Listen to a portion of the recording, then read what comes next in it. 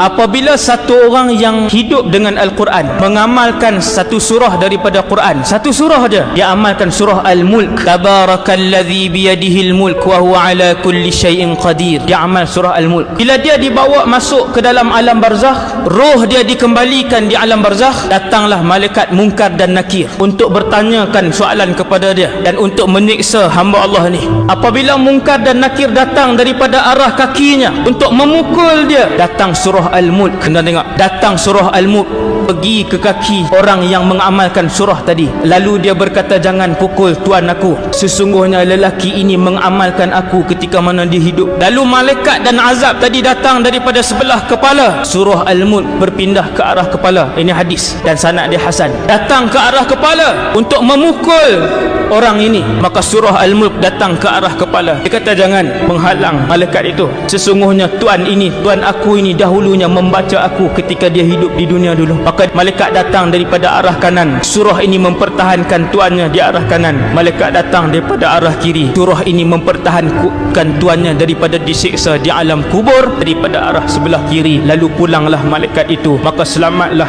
tuan yang menghidupkan surah Al-Mulk di dalam kehidupannya.